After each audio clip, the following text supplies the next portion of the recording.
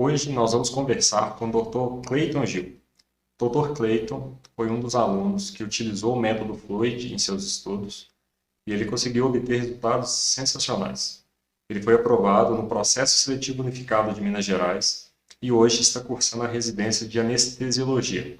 Com o resultado que ele obteve, que foi um dos melhores de todo o concurso, ele poderia ter passado em qualquer um dos cursos do Processo Seletivo Unificado de Minas Gerais.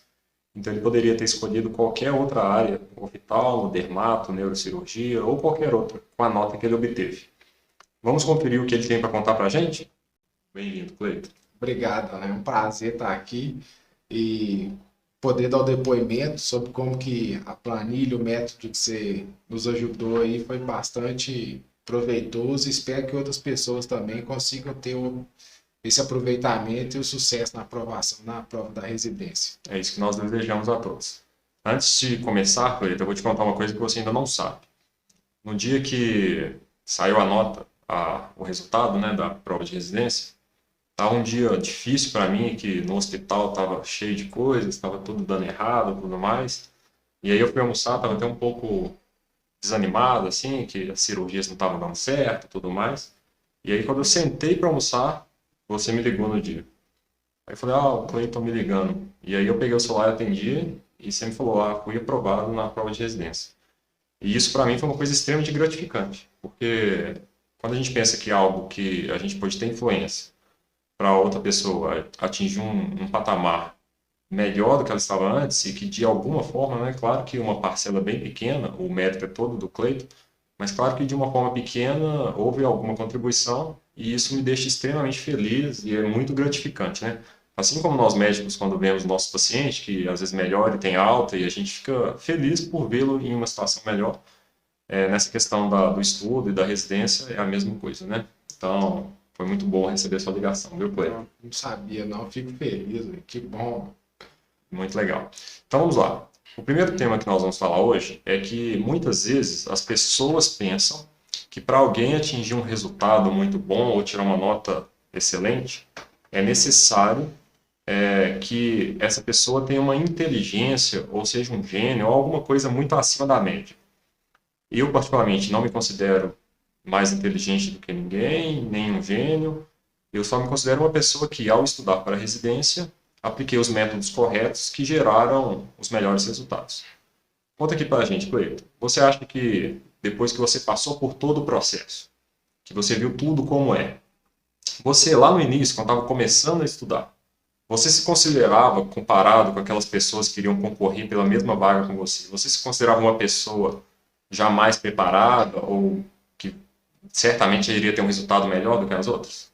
Não, pelo contrário, assim, achava que seria muito mais difícil porque eu tinha uma série de outros obstáculos, outras dificuldades que a maioria dos meus colegas não tinham, porque eu entrei na faculdade já depois mais velho. Eu já entrei na faculdade, eu já era casado, eu tenho um filho. Eu precisei conciliar toda a minha formação com o meu trabalho que eu exercia fora da faculdade.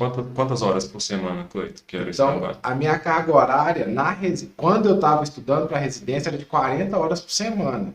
Então eu tinha que trabalhar, eu trabalhava em dois vínculos, em dois hospitais, perdão, eu trabalhava em dois locais, eu trabalhava na atenção básica e trabalhava em plantão, conciliava minha vida com minha esposa e com meu filho ainda. Então eu tinha que desenvolver ou conciliar isso tudo com uma ferramenta que otimizasse meu tempo livre que eu tinha para estudar. Porque, caso contrário, eu ia ter uma dedicação muito grande de leitura, mas possivelmente eu iria me frustrar. Então, eu via que meus outros colegas tinham um tempo muito mais livre do que o meu, tinha muito menos tarefas no dia a dia. Então, na verdade, eu achava que eu teria muito mais dificuldade em ser aprovado do que realmente o que aconteceu, né? Que foi a aprovação na residência médica em 2 anos seguidos. Então, resumindo, o patamar do qual você saiu era um patamar de provável desvantagem em relação aos competidores, né? Se isso fosse uma corrida de 100 metros, possivelmente você teria largado já uns 20 metros antes do que os outros.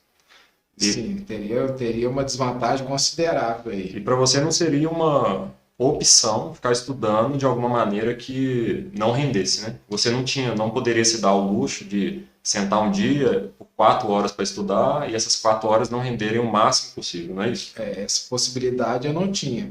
Porque, na verdade, praticamente eu não tinha nenhum dia livre. Todos os dias eu tinha tarefas que eu tinha que cumprir, seja com o meu trabalho ou seja com a minha família. Uhum. Então, cada 1 hora que você estava estudando, seria 1 hora a menos, por exemplo, com a sua família, com seu filho. Então, cada hora sua era, e ainda é, extremamente valiosa, né? E você nos disse que saiu desse patamar de desvantagem e conseguiu ser aprovado, né? Conta para o pessoal essa história. Inicialmente, você tinha escolhido um curso, não foi isso? Você Sim. chegou a ser aprovado, mas optou por mudar? Como que foi isso? Exatamente. No primeiro ano que eu fui aprovado, eu fiz prova para a especialidade de psiquiatria. E aí, por causa que eu tenho minha família, eu optei por ficar mais um tempo na atenção básica no meu outro emprego para juntar mais grana para poder fazer a residência médica com uma certa tranquilidade. Uhum. No meio desse período, eu tive uma experiência de morte ruim com um paciente psiquiátrico que eu acompanhava na atenção básica, que isso me afetou de maneira significativa e eu acabei fazendo uma outra opção, que hoje eu sou residente da anestesia no Hospital das Clínicas e que o resultado foi tão surpreendente com a aprovação que eu tive, que a nota que eu tive na residência da anestesiologia, eu poderia ter escolhido qualquer especialidade com entrada direta. Uhum. Porque eu sabia que eu precisava ter uma nota muito boa na prova, porque meu currículo não era tão bom assim, porque eu não tive tempo livre para fazer várias atividades extracurriculares na faculdade. Então eu sabia que o diferencial que eu teria que ter era sentar, aproveitar meu tempo de estudo para ter uma nota um pouco melhor na prova de residência. Uhum. Então, a sua margem de segurança, onde você ia conseguir tirar a diferença mesmo, estava dentro dos pontos da prova, né? Você não poderia contar com o currículo e muito menos de ficar um bom tempo estudando de alguma maneira que não fosse mais proveitosa possível. E conta outra coisa para a gente, Cleiton. As pessoas, quando veem as pessoas que passaram, especialmente aquelas que tiveram notas excelentes, né, acima dos 80, 85, 90 pontos, elas têm uma ideia de que essas pessoas têm uma memória ou têm alguma coisa que é muito além do normal das pessoas. As pessoas falam, mas você estudou uma coisa de uma matéria do começo do ano e caiu a questão na prova e acertou. E uma coisa que nós conversamos e que o método e a nossa software de estudo fala muito é que ninguém tem essa memória excelente, que é mais importante a gente fazer as repetições dentro dos prazos estabelecidos, que é isso que vai gerar uma memória duradoura, de longo prazo, e que vai trazer conhecimento. Você acha que isso foi essencial? Foi uma coisa que teve pouca importância? Como que você vê isso agora que você já passou por todo o processo e que viu o seu resultado? O que acontece? Essa questão da memória é muito interessante mesmo, porque quando a gente via a matéria, estudava a matéria, logo naquela semana a gente lembrava de tudo, mas isso daqui 1 mês, 2 meses, aquele mesmo conteúdo que a gente tinha absorvido, se você não tivesse voltado nele, percebesse os detalhes novamente, a gente ia acabar esquecendo. Então a planilha nos ajudou muito, me ajudou muito nessa questão, porque eu fazia revisões periódicas. É claro que eu não dedicava o mesmo tempo para fazer a revisão, mas eu sempre voltava naqueles pontos ali para me relembrar, porque senão, se chegasse no final do ano, eu não ia ter lembrado absolutamente de nada. Então essa questão de voltar e rever a matéria em intervalos frequentes, intervalos recorrentes, é claro que no espaço de tempo menor do que da primeira leitura que eu fiz, é fundamental, porque senão a gente acaba esquecendo tudo mesmo. Então, você seguiu, né, o que o método fala, que é o Spaced Repetition, e por meio de repetições com intervalos, você conseguiu melhorar a sua memória. Na prática mesmo, o que acontece, a nossa memória é a mesma, né, ela não vai melhorar assim, ela por si só, mas o conteúdo que a gente está querendo fixar, quando a gente vê ele várias vezes, depois de um tempo, a taxa de esquecimento dele vai ficando bem mais lenta. E aí, no dia que você chega na prova e que você lê a questão, aquilo vem na sua cabeça como se você tivesse estudado recentemente. Você notou isso acontecendo com você? Sem dúvida, sem dúvida. Tinha questões assim que a gente caiu na prova da residência, ou quando ia fazer a revisão, você fala assim, não, é exatamente tal conceito que ele está cobrando aqui. Aqueles conceitos, diagnósticos diferenciais que um detalhe faz muita diferença, por exemplo, na nefrologia, na hematologia, quando a gente faz a repetição do estudo, essa chance da gente ficar na dúvida se é a alternativa A, se é a alternativa B, diminui bastante. Porque você recorda desses detalhes que fazem a diferença quando você fica revisando isso ao longo do tempo. Então ajudou assim, muito, muito mesmo. A gente costuma dizer dentro do curso, Cleiton, e eu gostaria de saber se você concorda, que no dia que chega a prova mesmo de residência, então a prova que está valendo, Sim. a gente separa os alunos em dois grupos. Tem aquele grupo do aluno que lê o enunciado e ele entende o tema da questão, mas ele tem que ler todas as alternativas e no meio das alternativas ele vai ficar lendo uma ou outra e tentando achar a resposta, que era o tipo de aluno que eu era antes. E tem o segundo tipo de aluno, que ele leu o enunciado, mas ele já fez tantas questões e repetiu tantas vezes e teve a oportunidade de errar essa mesma questão tantas vezes, que ele leu o enunciado e, como você disse, ele já sabe o que aquela questão vai ser cobrada e ele já leu as alternativas procurando o que ele já sabe que é a resposta. Sim. Você notou isso acontecendo com você? Notei. Isso ao longo do tempo que a gente vai fazendo as questões e vai repetindo, a gente já fala assim, não, essa questão aqui ele está cobrando, por exemplo, de hemólise intravascular e ele vai tentar confundir hemólise intravascular com extravascular. Ele vai tentar confundir também síndrome nefrótica com os tipos de síndrome nefrótica lá, se é lesão mínima ou se é GESF. Quando a gente lê o enunciado, você fala assim, não, essa questão aqui está cobrando lesão mínima. Com certeza é isso. E a gente vai para as alternativas já procurando a resposta certa. E aí a repetição é tão grande e às vezes as bancas costumam, às vezes, também fazer esse jogo de conflito constante entre uma alternativa e outra, porque sabe da defasagem da formação nossa médica, que fica mais fácil, você já lê a alternativa e vai procurando a resposta, que você já sabe antes de ler as alternativas, sim. Que bom que você notou isso, porque isso faz toda a diferença, né? É o tipo de questão que você já faz e você muitas vezes já sabe que acertou a questão, né? Sim. Outro conceito que a gente passa é que, geralmente, esse aluno que está sentado fazendo a prova no dia para valer, ele geralmente se depara com 3 tipos de questão. Tem aquela questão que a gente chama de questão nem ideia, que ele não faz a menor ideia do que é. Tem aquela questão moderadamente difícil e tem a questão fácil. Quando a preparação é bem feita, é muito difícil o aluno sentar no dia da prova e ter alguma questão que ele não faz nem ideia. Muitas vezes essa questão, que era uma questão nem ideia, como ele estudou e já errou ela anteriormente, ela geralmente se torna uma questão fácil. Então aquela questão que quase todo mundo vai errar, o aluno bem preparado acerta ela e muitas vezes acerta ainda achando a questão fácil. Você notou isso acontecendo em algum momento? Às vezes uma questão que cobra uma escala ou alguma coisa que depende de algum conhecimento muito específico e que você consegue ler a alternativa e já saber o que é. Isso. Para responder esse tipo de questão, às vezes você ia nas alternativas, aí você conseguia escolher, falar assim, isso aqui não tem nada a ver com o que ele está falando, ele está falando com outro assunto que não tem nada a ver com esse. Às vezes a gente não consegue chegar na resposta, mas mesmo para chutar, também ajuda, porque a gente consegue eliminar bastante alternativas. Mesmo que você não tenha certeza daquele conteúdo, você fala, não, isso aqui não faz o menor sentido que está relacionado ao tema. A gente consegue, quando é essa questão assim, que não faz nem ideia, dar pelo menos um chute mais direcionado, sim. E dando um chute direcionado, do ponto de vista estatístico, aumenta a sua chance de acertar aquela questão, né? Sim. Não é exatamente um chute que você tem 25% de chance de acertar, né? Se você já eliminar 2, você tem metade de chance de acertar. Sim. Não é isso? Outra questão que as pessoas que estão preparando para a prova de residência e tudo mais, e que muitas vezes elas não entendem, é que muitas vezes ela vai gastar um tempo muito grande lendo o conteúdo e muitas vezes ela vai gastar um tempo muito pequeno treinando para a prova. Então, dentro do método, a gente costuma falar que são 3 etapas do aprendizado. A primeira etapa é você ser apresentado ao conteúdo, então alguém vai te contar alguma coisa que você não sabia.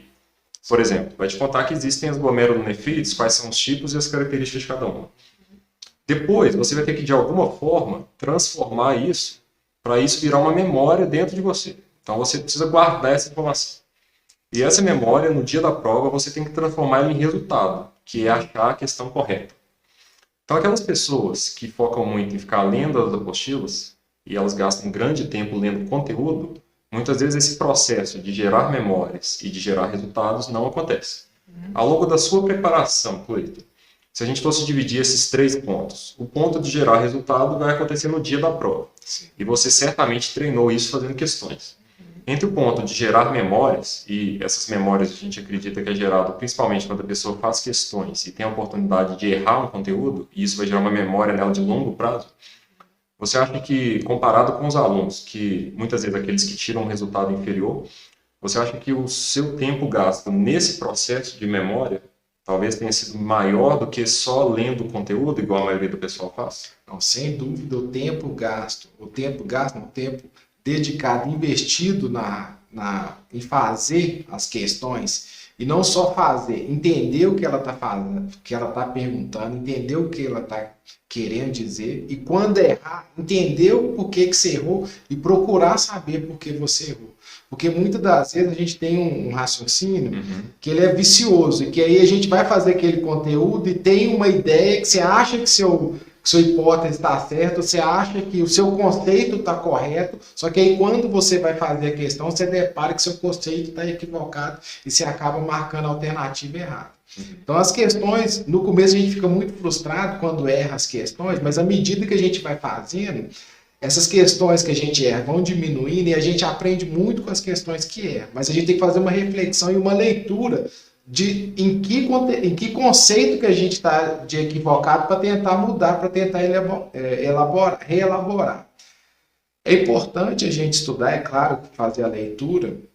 Uma coisa que eu vejo assim que não é completamente social, não adianta só fazer questão também, sem ter uma bagagem prévia, mas só ler, ficar dedicando a só leitura também não é suficiente. Então é importante balancear, mas à medida que vai passando o tempo, o mais importante é refazer, na hora de refazer as questões e aprender com elas, e principalmente com aquelas que a gente erra. Pensando nessa ideia do conteúdo, qualquer pessoa que se está preparando para a residência sabe que o conteúdo é gigantesco. Sem dúvida. E ninguém que inicia a preparação com uma noção ótima de todo esse conteúdo. Faz sentido? Com total sentido. Né? Até porque se a pessoa já tivesse uma noção ótima de tudo, ela possivelmente não estaria ali se preparando para a prova de residência. Ela potencialmente já teria feito a prova e talvez até passar. Sim. Então, à medida que as pessoas vão estudando, certamente vão ter algumas áreas que elas tiveram mais contato durante a faculdade ou que elas têm mais facilidade e aí, naturalmente, elas vão melhor nessas áreas. Sim. Por exemplo, comigo aconteceu com alguns temas específicos que mesmo sem estudar grandes coisas eu já tinha ido bem, seja porque eu escrevi um capítulo de livro durante a faculdade desse tema, seja porque algum ambulatório que eu frequentei foi bom, e com você e com todo mundo que está escutando também é a mesma coisa. Sim. E tem aqueles temas que a gente muitas vezes não faz a menor ideia do que seja. Por exemplo, comigo aconteceu com a reumatologia, com a nefrologia, com a hematologia. A gente tem algumas ideias, poucas, mas se a gente for olhar o nosso conhecimento e o que é cobrado nas questões, a defasagem é gigantesca. Sim. Você concorda com isso, Cleiton? Sim. E aí, à medida que nós vamos estudando, vai ter aquelas apostilas que nossas notas vão ser excelentes, muito boas, e vão ter aquelas apostilas que a nossa nota não é tão boa. A minha abordagem para isso, geralmente era, eu identifiquei uma apostila que eu não estou indo tão bem, então esse é um ponto em que eu tenho espaço para melhorar. Ao passo que a apostila que eu já estou indo bem, possivelmente não vai fazer tanta diferença mais eu ficar investindo tempo nisso. Você notou isso e como que você lidou com isso, Cleiton, ao longo da sua preparação? Eu dedicava também mais tempo aos conteúdos que eu tinha mais dificuldade. Mas eu não deixava de revisar os conteúdos que eu não tinha dificuldade ou que eu tinha afinidade. Porque eu pensava o seguinte, se eu sei o conteúdo, se eu tenho mais afinidade com aquele conteúdo, eu não posso dar o luxo de perder aquela questão ou errar aquela questão porque eu tinha afinidade no período da faculdade ou na hora que eu estava fazendo a revisão e a leitura, achava que sabia, e quando caiu na prova, realmente, eu errava ela. Eu dedicava mais tempo nas questões que eu tinha mais dificuldade. Por exemplo, uma apostila de cirurgia que cai bastante na prova, que é a questão de trauma, né? Eu não tinha tanta vivência assim no trauma, então ela era uma apostila que eu voltava e revisava com mais frequência e com mais detalhe, porque o conteúdo do trauma é muito grande. E nas questões também, eles abordam peculiaridades do trauma torácico, do trauma abdominal, do TCE, e assim por diante, né? Então, e tem um peso muito grande na prova de residência do PS1, então eu voltava nela com mais frequência. Outras questões, por exemplo, assim, que eu tinha mais afinidade, que eu gostava, por exemplo, que era pediatria, até porque eu acompanhei muita parte da puericultura do meu filho, e por causa que ele ficava com receio dele ter alguma doença e não conseguir identificar ou deixar passar em branco. Então, eu estudei mais pediatria na faculdade. Mesmo assim, eu voltava e revia aqueles conteúdos lá para não chegar na prova da residência e não dar o luxo de perder, porque eu gostava dela mais, mas acabei não revendo. Uma coisa que eu noto as pessoas fazerem é, muitas vezes, identificar esses conteúdos que elas já sabem mais e talvez até estudar esses conteúdos. E aqueles conteúdos que elas sabem menos, assim que elas fazem as questões desse conteúdo e tiram uma nota ruim, isso gera um efeito negativo nessas pessoas e elas se tornam aversas a fazer mais questões do tema que ela foi ruim. Isso aconteceu com você, Cleiton? Como que você contornou isso? Isso. Na verdade, quando a gente começa a estudar e começa a errar demais, a gente fica bem frustrado mesmo, a gente fica decepcionado. Fala, poxa, estou estudando, estou investindo meu tempo e não estou aprendendo quase que nada.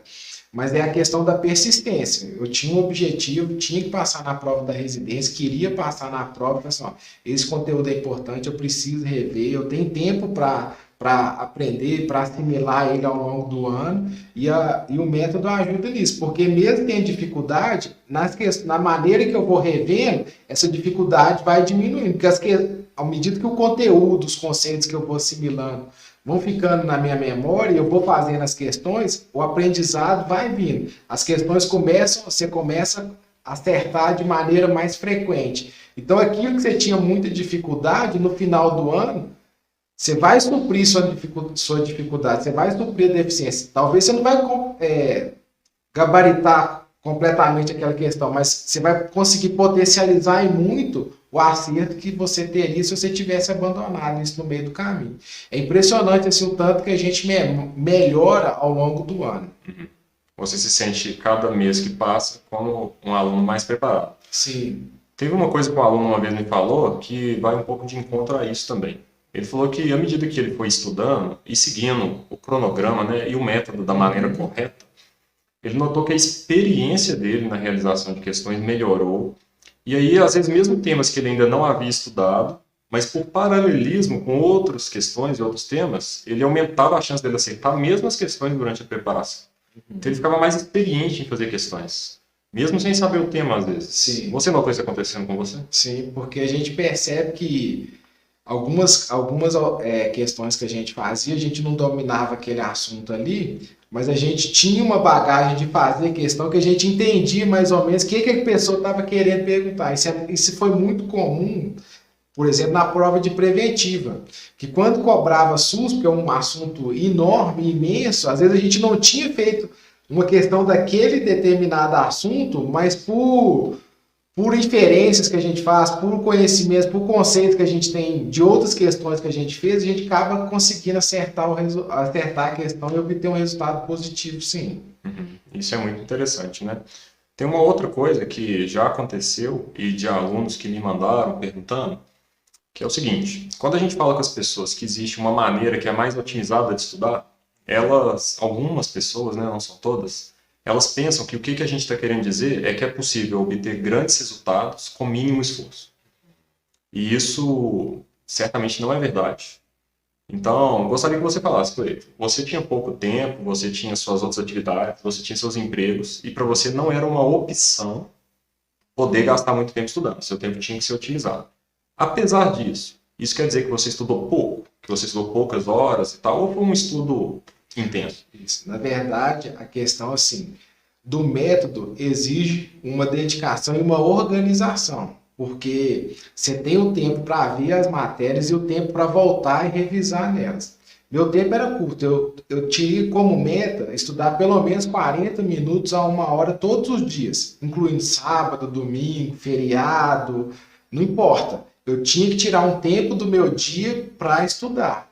Então, apesar de eu não ter muitas horas para ficar 4 horas, às vezes 8 horas por dia estudando, seja no final de semana, no feriado, eu tinha a constância. Eu falei assim, olha, eu vou estudar todos os dias um pouquinho, mas eu não vou deixar de estudar nunca, e toda vez eu vou tentar voltar e seguir o cronograma da planilha, porque eu ia seguindo a planilha lá, quando ela me apontava que eu tinha que voltar naquele conteúdo, eu parava e ia lá e revisava aquele conteúdo que ela apontava, que estava no momento de rever. Então, apesar de não ter essa grande disponibilidade, a mensagem que a gente está querendo passar aqui é que você estudou muito, e não só estudou Sim. muito, como dedicou muito. Uhum. Porque uma das coisas que as pessoas pensam é que com mínimo esforço é possível alcançar grandes resultados. E a gente não acha que o método é para isso. Se alguém, por algum acaso, está querendo alcançar grandes resultados com mínimo esforço, possivelmente você não vai conseguir. E se alguém te prometer isso, a gente não acredita que isso seja possível. Você concorda com isso, Cleiton? Ótimo. Então vamos lá. A última coisa que nós queremos falar é o seguinte. Existe um clichê que fala que algumas coisas, podem ser compradas com dinheiro e outras coisas só têm valor, que não são compradas. A gente considera uma vaga de residência dentro de um dos melhores hospitais, igual é o seu caso, né, que está no Hospital das Clínicas, fazendo anestesiologia, onde você tem contato com todas as anestesias possíveis e certamente já vai sair para o mercado de trabalho diferenciado em relação a outras pessoas. A gente considera isso, essa vaga sua, como algo de valor incalculável. Sim. Se hoje alguém virasse para você e falasse assim, Cleiton, se isso fosse uma coisa legal, permitida, mas se alguém virasse e falasse assim, Cleiton, você está fazendo anestesiologia, essa vaga é sua, mas eu quero comprar a sua vaga. Você venderia? E se venderia, por quanto você venderia essa vaga? Na verdade, é uma coisa assim, difícil de falar, porque existem outros serviços muito bons, assim, serviços de qualidade também de anestesiologia de residência, mas seria incalculável esse valor. Na verdade, se ele tivesse que me comprar, ele venderia, mas no ano que vem eu faria a prova de residência de novo para entrar no Hospital das Clínicas. Então você só venderia um ano de vaga, Um ano iria usar a planilha de novo, estudar mais um ano e entrar na vaga. Entrar no próximo ano. E aí você ia colocar um ticket bem alto nessa vaga, né? Sem dúvida, sem dúvida. Muitos milhares de reais, a milhões, talvez. O pessoal ia ter que sofrer um dinheiro aí para pagar, viu? Entendi. Então, o que a gente está querendo? Qual é a ideia que a gente está querendo passar aqui? Que quando você sabe onde você quer chegar, igual o Cleiton sabia onde ele queria chegar. Ele inicialmente queria psiquiatria, por outros motivos. Ele optou por trocar de área e ele falou, eu quero tal residência e eu quero fazer uma residência que seja excelente. Eu vou estudar para passar num bom serviço. Sim. Ele sabia onde ele queria chegar. Então, se você também sabe onde você quer chegar, se você está disposto a se dedicar e estudar de fato, e se você tem à sua disposição um método de estudo que aumenta a sua produtividade, que seja otimizado, você tem de tudo para alcançar esse resultado. E depois que você alcança esse resultado e que essa vaga é sua, e isso se torna algo de valor incalculável. Eu, particularmente, não venderia minha vaga de residência, talvez igual o Cleiton, vender para fazer a prova no ano seguinte. Sim. Porque, no meu caso, especificamente, são pouquíssimas vagas que abrem por ano, e isso não tem valor. É muita gente querendo uma coisa, e que, mesmo se a pessoa tiver todo o dinheiro do mundo, ela simplesmente não vai conseguir uma vaga extra, já que todos nós sabemos, não é legal, né? A gente está só fazendo uma brincadeira aqui sobre essa questão de vender a vaga. Então, isso é uma coisa de valor incalculável, né? Sim.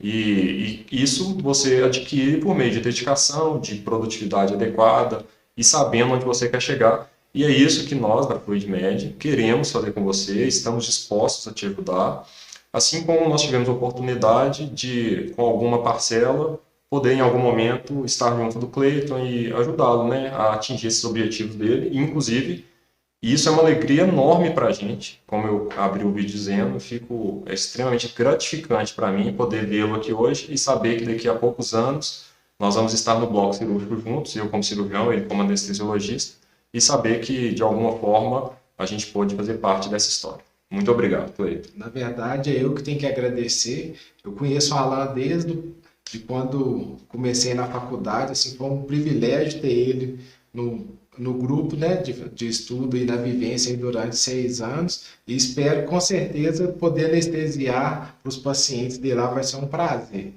Prazer todo meu.